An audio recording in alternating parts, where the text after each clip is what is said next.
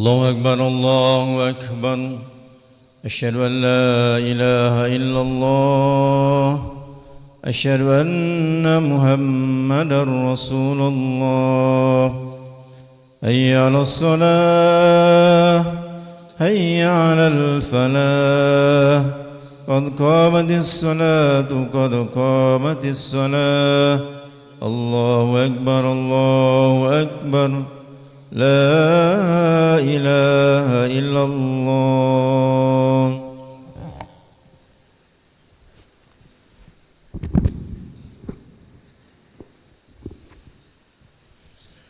لا إله إلا الله محمد رسول الله صلى الله عليه وسلم. استقيموا واعتدلوا سووا صفوفكم فإن تسوية الصفوف من تمام الصلاة.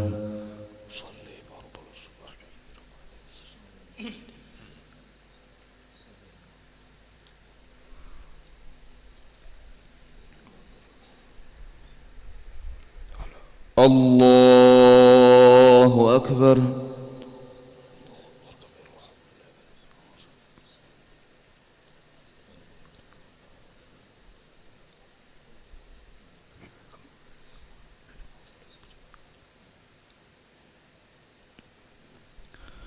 بسم الله الرحمن الرحيم. الحمد لله رب العالمين. الرحمن الرحيم مالك يوم الدين. إياك نعبد وإياك نستعين. اهدنا الصراط المستقيم صراط الذين أنعمت عليهم غير المغضوب عليهم ولا الضالين.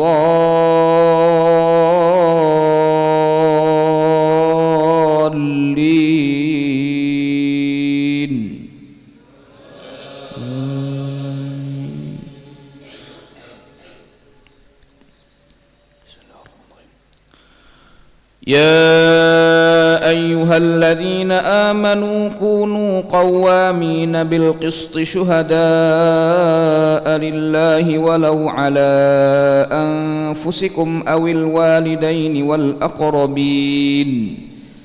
إن يكن غنيا أو فقيرا فالله أولى بهما فلا تتبعوا الهوى أن تعدلوا وإن تلووا أو تعرضوا فإن الله كان بما تعملون خبيرا. يا أيها الذين آمنوا بالله ورسوله والكتاب الذي نزل على رسوله والكتاب الذي أنزل من قبل ومن يكفر بالله وملائكته وكتبه ورسله واليوم الآخر فقد ضل ضلالا بعيدا. إن الذين آمنوا ثم كفروا ثم آمنوا ثم كفروا ثم ازدادوا كفرا لم يكن الله ليغفر لهم ولا ليهديهم سبيلا. بشر المنافقين بأن لهم عذابا أليما. الذين يتخذون الكافرين أولياء من دون المؤمنين أيبتغون عندهم العزة فإن العزة لله جميعا. وقد نزل عليكم في الكتاب أن إذا سمعتم آيات الله يكفر بها ويستهزأ بها فلا تقعدوا معهم حتى يخوضوا في حديث غيره إنكم إذا مثلهم. إن الله جامع المنافقين والكافرين في جهنم جميعا. الله أكبر.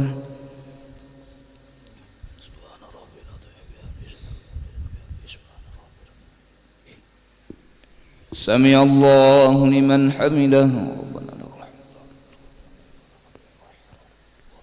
الله أكبر.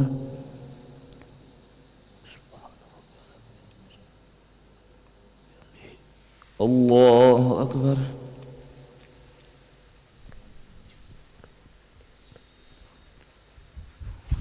الله أكبر.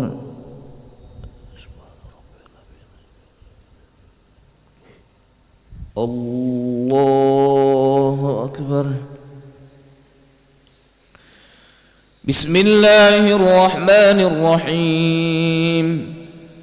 الحمد لله رب العالمين، الرحمن الرحيم، مالك يوم الدين، إياك نعبد وإياك نستعين، اهدنا الصراط المستقيم،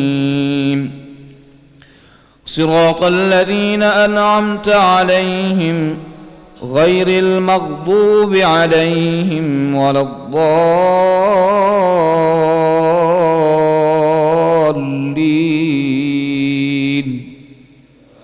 آمين.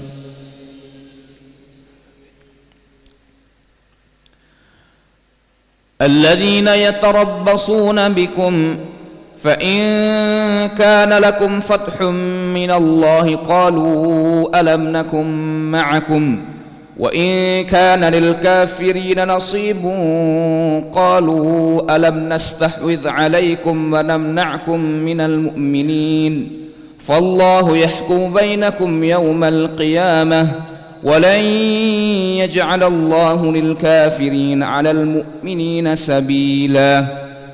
إن المنافقين يخادعون الله وهو خادعهم، وإذا قاموا إلى الصلاة قاموا كسالى يراءون الناس ولا يذكرون الله إلا قليلا، مذبذبين بين ذلك لا إله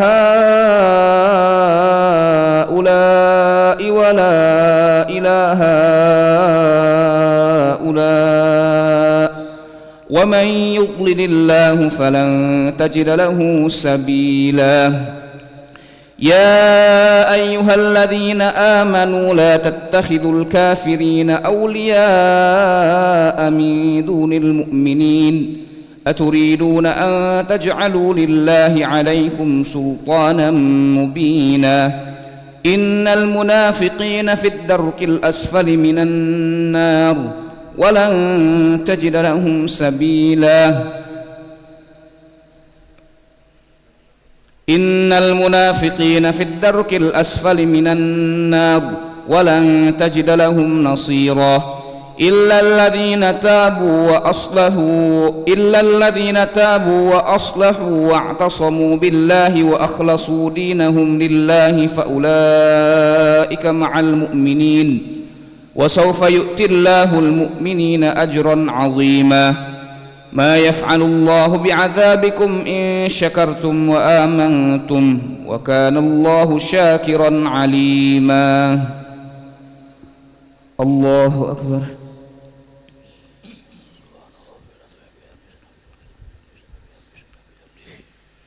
سمع الله لمن حمده.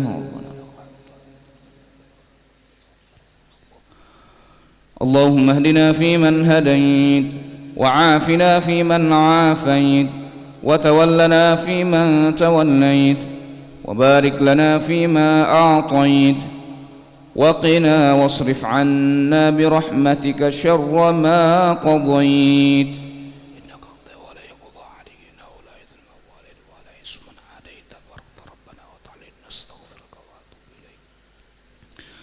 اللهم اغفر للمسلمين والمسلمات والمؤمنين والمؤمنات، وألف بين قلوبهم وأصلح ذات بينهم، وانصر على عدوك وعدوهم.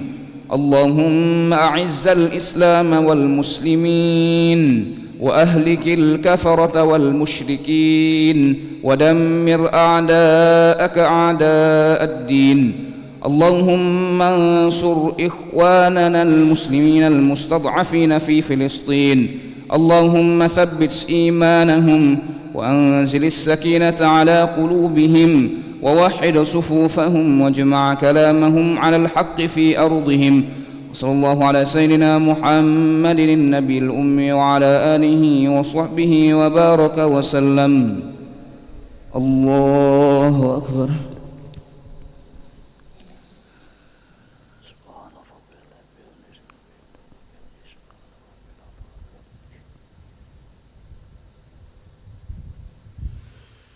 الله أكبر.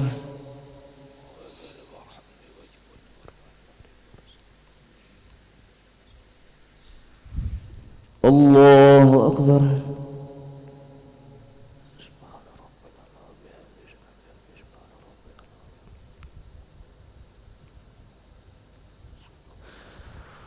الله أكبر.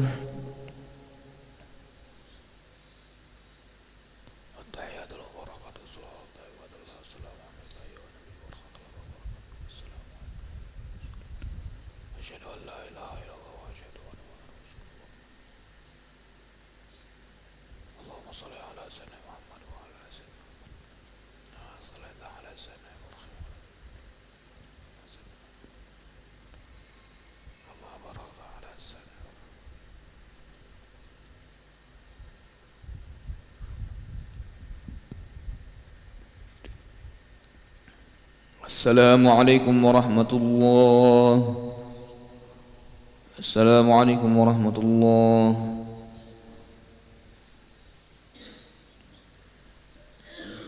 استغفر الله العظيم. استغفر الله العظيم. استغفر الله العظيم الذي لا إله إلا هو الحي القيوم ونتوب إليه. استغفر الله العظيم الذي لا إله إلا هو الحي القيوم ونتوب إليه. استغفر الله العظيم الذي لا إله إلا هو الحي القيوم ونتوب إليه. لا إله إلا الله وحده لا شريك له، له الملك وله الحمد يحيي ويميت وهو على كل شيء قدير.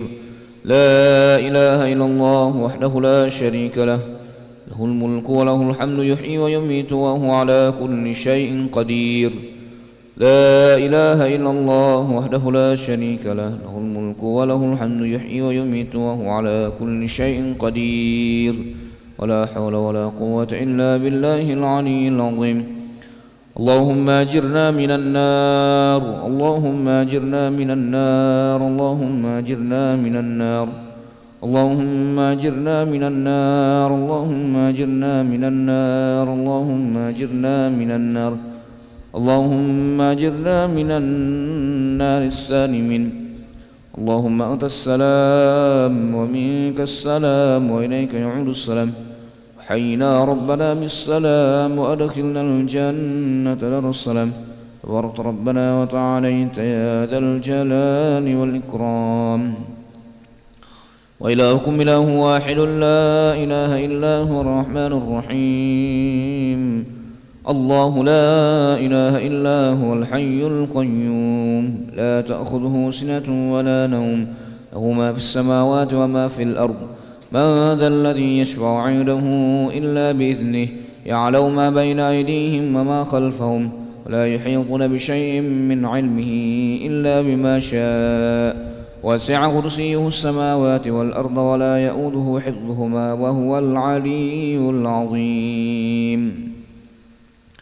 إلهنا يا ربنا يا معبود سبحان الله.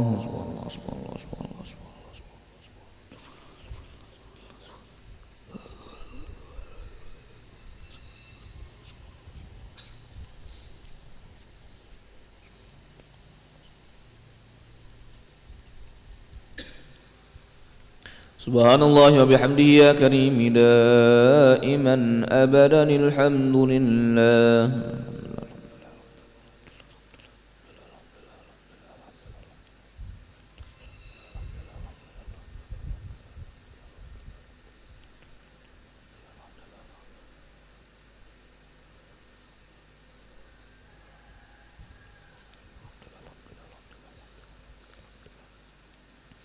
الحمد لله رب العالمين على كل حال وفي كل حال وبنعمه.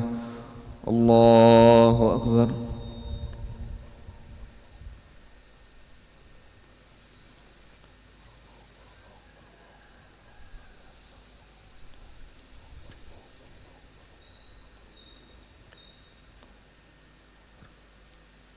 الله أكبر كبيرا والحمد لله كثيرا وسبحان الله بكرة وأصيلا. لا إله إلا الله وحده لا شريك له، له الملك وله الحمد يحيي ويميت وهو على كل شيء قدير. ولا حول ولا قوة إلا بالله العلي العظيم.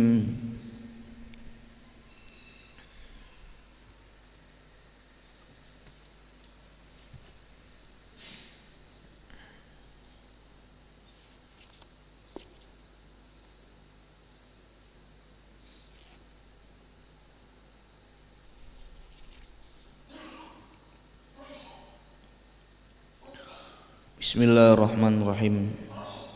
Assalamualaikum warahmatullahi wabarakatuh. Nahmaduhu wa nusalli wa nusallimu ala rasulil karim, amma ba'du. An Anasin radhiyallahu anhu qala qala Rasulullah sallallahu alaihi wasallam, innal 'abda idza wudi'a fi qabrihi wa tawalla anhu ashabuhu wa innahu la yasma'u qar'a ni'alihim أتاه ملكان فيقعدانه فيقولان ما كنت تقول في هذا الرجل لمحمد صلى الله عليه وسلم فأما المؤمن فيقول أشهد أنه عبد الله ورسوله فيقال له انظر إلى مقعدك من النار قد أبدلك الله به مقعدا من الجنة فيراهما جميعا. وأما المنافق والكافر فيقال له ما كنت تقول في هذا الرجل فيقول لا أدري كنت أقول ما يقول الناس فيقال لا دريت ولا تليت ويضرب بمطارق من حديد ضربة فيصيح صيحة يسمعها من يليه غير الثقلين. Dari Anas bin Malik radhiyallahu anhu, ia berkata, Rasulullah sallallahu alaihi wasallam bersabda, jika mayat seorang hamba sudah diletakkan di dalam kuburnya dan keluarganya sudah pulang dan sesungguhnya ia mendengar bunyi sandal mereka, maka dua malaikat mendatanginya menyuruhnya duduk dan bertanya, siapakah menurutmu orang ini, yakni Muhammad sallallahu alaihi wasallam. Adapun orang yang beriman akan berkata, aku bersaksi bahwa dia adalah hamba Allah dan utusannya. Lalu dikatakan kepadanya, lihatlah tempatmu di neraka, Allah telah menggantinya dengan sebuah tempat di surga. Lalu orang itu melihat kedua tempat tersebut. Adapun orang munafik dan kafir akan ditanyakan kepadanya, siapakah menurutmu orang ini? Ia menjawab, aku tidak tahu, dahulu aku mengatakan seperti yang dikatakan orang-orang. Maka dikatakan kepadanya, kamu tidak tahu dan tidak mau membaca. Lalu ia dipukul dengan palu dari besi 1 kali pukulan. Ia pun berteriak dengan satu teriakan yang didengar oleh semua makhluk di dekatnya kecuali jin dan manusia. Dari Anas bin Malik radhiyallahu anhu, ia berkata, Rasulullah sallallahu alaihi wasallam bersabda, jika mayat seorang hamba sudah diletakkan di dalam kuburnya dan keluarganya sudah pulang dan sesungguhnya ia mendengar bunyi sandal mereka, maka dua malaikat mendatanginya menyuruhnya duduk dan bertanya, siapakah menurutmu orang ini, yakni Muhammad sallallahu alaihi wasallam. Adapun orang yang beriman akan berkata, aku bersaksi bahwa dia adalah hamba Allah dan utusannya. Lalu dikatakan kepadanya, lihatlah tempatmu di neraka, Allah telah menggantinya dengan sebuah tempat di surga. Lalu orang itu melihat kedua tempat tersebut. Adapun orang munafik dan kafir akan ditanyakan kepadanya, siapakah menurutmu orang ini? Ia menjawab, aku tidak tahu, dahulu aku mengatakan seperti yang dikatakan orang-orang. Maka dikatakan kepadanya, kamu tidak tahu dan tidak mau membaca. Lalu ia dipukul dengan palu dari besi 1 kali pukulan. Ia pun berteriak dengan satu teriakan yang didengar oleh semua makhluk di dekatnya kecuali jin dan manusia. Hadis riwayat Bukhari. An Anas radhiyallahu anhu anna Rasulullah sallallahu alaihi wasallam qala, la taqumus sa'ah hatta la yuqala fil ardi Allahu Allah, wa fi riwayatin la taqumus sa'ah ala ahadin yaqulu Allahu Allah. Dari Anas radhiyallahu anhu bahwasanya Rasulullah sallallahu alaihi wasallam bersabda, kiamat tidak akan terjadi sampai di bumi ini tidak diucapkan lagi Allah Allah. Dalam riwayat lain disebutkan kiamat tidak akan dialami oleh seseorang yang mengucapkan Allah Allah. Dari Anas radhiyallahu bahwasannya Rasulullah sallallahu alaihi wasallam bersabda, kiamat tidak akan terjadi sampai di bumi ini tidak diucapkan lagi Allah Allah. Dalam riwayat lain disebutkan kiamat tidak akan dialami oleh seseorang yang mengucapkan Allah Allah. Hadis riwayat Muslim. An Abdillah radhiyallahu anhu an Nabi sallallahu alaihi wasallam qala la taqumus saah illa ala syirarin nas. Dari Abdullah radhiyallahu dari Nabi sallallahu alaihi wasallam, beliau bersabda, kiamat hanya akan dialami oleh manusia-manusia yang paling jahat. Dari Abdullah radhiyallahu dari Nabi sallallahu alaihi wasallam, beliau bersabda, kiamat hanya akan dialami oleh manusia-manusia yang paling jahat. Hadis riwayat Muslim. An Abdillah bin Amr radhiyallahu anhuma qala qala Rasulullah sallallahu alaihi wasallam, yakhrujud dajjalu fi ummati fayamkuthu arba'in la adri arba'ina yawman aw arba'ina shahran aw arba'ina aman fayab'athu Allahu Isa ibn Maryam ka'annahu Urwatu bin Mas'udin fayatlubuhu fayuhlikuhu thumma yamkuthu an-nasu 7 sinin laisa baina ithnaini adawatun thumma yursilu Allahu rihan baridatan min qibali Syam فلا يبقى على وجه الأرض أحد في قلبه مثقال ذرة من خير أو إيمان إلا قبضته حتى لو أن أحدكم دخل في كبد جبل لدخلته عليه حتى تقبضه. قال فيبقى شرار الناس في خفة الطير وأحلام السباع لا يعرفون معروفا ولا ينكرون منكرا فيتمثل لهم الشيطان فيقول ألا تستجيبون فيقولون فما تأمرنا فيأمرهم بعبادة الأوثان وهم في ذلك در رزقهم حسن عيشهم ثم ينفخ في الصور فلا يسمعه أحد إلا أصغى ليتا ورفع ليتا. قال وأول من يسمعه رجل يلوط حوض إبله قال فيصعق ويصعق الناس ثم يرسل الله مطرا كأنه الطيل فتنبت منه أجساد الناس ثم ينفخ فيه أخرى فإذا هم قيام ينظرون ثم يقال يا أيها الناس هلم إلى ربكم وقفوهم إنهم مسؤولون. قال ثم يقال أخرجوا بعث النار فيقال من كم فيقال من كل 1999. قال فذاك يوم يجعل الولدان شيبا وذلك يوم يكشف عن ساق.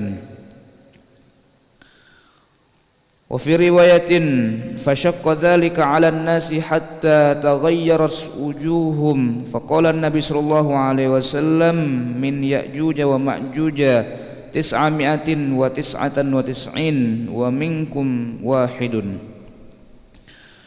Dari Abdullah bin Amr radhiyallahu anhu ia berkata Rasulullah sallallahu alaihi wasallam bersabda, Dajjal akan keluar di tengah-tengah umatku lalu tinggal selama 40. Aku tidak tahu apakah yang beliau maksud 40 hari, 40 bulan atau 40 tahun. Lanjut beliau, lalu Allah menurunkan Isa bin Maryam seakan-akan Urwah bin Mas'ud. Lalu Isa mencari Dajjal dan membinasakannya. Kemudian orang-orang hidup selama 7 tahun. Pada masa itu tidak ada satu permusuhan pun di antara dua orang. Kemudian Allah mengirim angin yang dingin dari arah Syam. Setiap orang yang masih hidup di muka bumi dan memiliki kebaikan atau iman seberat debu pasti akan direnggut nyawanya oleh angin itu. Bahkan seandainya salah seorang di antara kalian masuk ke dalam sebuah gunung, angin itu pasti akan mengejarnya dan merenggut nyawanya. Akhirnya tinggallah manusia-manusia yang paling jahat, yang cepatnya seperti burung dan akalnya seperti binatang buas. Mereka tidak mengakui kebaikan dan tidak mengingkari kemungkaran. Lalu syaitan menjelma seperti manusia dan berkata, maukah kalian menuruti perintahku? Mereka bertanya, apa yang kamu perintahkan kepada kami? Syaitan pun menyuruh mereka untuk menyembah berhala. Setelah menuruti perintahnya, rezeki mereka pun berlimpah ruah dan taraf kehidupan mereka menjadi sangat baik. Kemudian ditiuplah sangkakala, maka setiap orang yang mendengarnya pasti memiringkan satu sisi lehernya dan menaikkan sisi yang lain. Beliau melanjutkan, orang yang pertama kali mendengar suara tiupan sangkakala adalah seorang laki-laki yang sedang mengairi kolam tempat minum untanya. Ia pun mati terkapar. Orang-orang lain juga mati terkapar. Kemudian Allah menurunkan hujan seperti gerimis. Dengan sebab hujan tersebut jasad manusia pun tumbuh. Kemudian sangkakala ditiup lagi, maka mereka semua berdiri dan memperlihatkan keadaan. Kemudian diserukan, wahai sekalian manusia, bergegaslah menuju kepada Tuhan kalian dan tahanlah mereka di tempat perhentian, karena sesungguhnya mereka akan ditanya. Kemudian diserukan lagi, keluarkanlah rombongan untuk neraka, maka ditanyakan seberapa banyak, lalu dijawab sebanyak 93 kali, orang dari setiap 1000 orang. Beliau bersabda lagi, itulah hari yang bisa membuat anak-anak kecil menjadi beruban, dan itulah hari ketika betis-betis disingkapkan. Dalam riwayat yang lain disebutkan, maka hal tersebut terasa berat bagi para sahabat radhiyallahu sehingga raut muka mereka berubah. Lalu Nabi SAW bersabda, dari kalangan Ya'jud dan Ma'jud 999 orang, dan dari kalangan kalian 1 orang, hingga akhir hadis riwayat Bukhari. Maka tinggallah manusia-manusia yang paling jahat, yang cepatnya seperti burung dan akalnya seperti binatang buas. Ulama menerangkan bahwa maksudnya kesigapan mereka dalam berbuat keburukan, melampiaskan hawa nafsu dan berbuat kerusakan, seperti cepatnya seekor burung yang terbang. Sedangkan dalam hal permusuhan dan kezaliman, mereka satu sama lain seperti kelakuan binatang buas yang sedang mengejar mangsanya. Mudah-mudahan Allah SWT memberikan kekuatan kepada kita sehingga kita lebih mudah mengamalkan dan menyampaikan.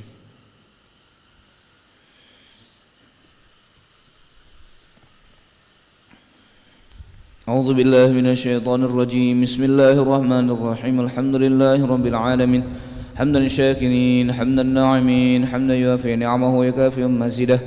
يا ربنا لك الحمد كما ينبغي لجلال وجهك الكريم ولعظيم سلطانك.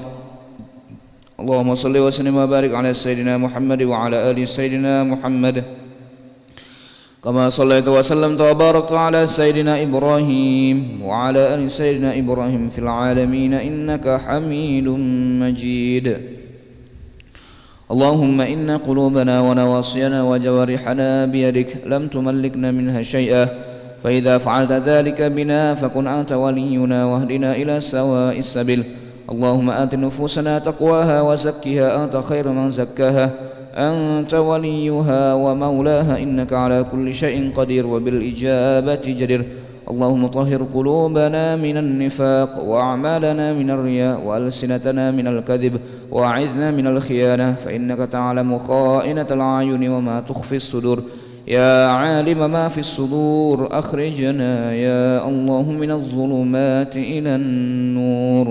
اللهم إنا نعوذ بك من الهم والحزن، ونعوذ بك من العجز والكسل، ونعوذ بك من الجبن والبخل، ونعوذ بك من غلبة الدين وقهر الرجال، ونعوذ بك من علم لا ينفع ومن قلب لا يخشع ومن دعاء لا يستجاب له، ونعوذ بك من السآمة والملالة.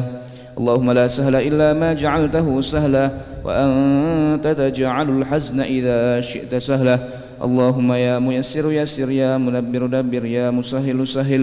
سهل علينا كل عسير بجاه البشير النذير محمد صلى الله عليه وسلم. اللهم إنا عبيدك بنو عبيدك نواصينا بيدك، ماض فينا حكمك عدل فينا قضاؤك.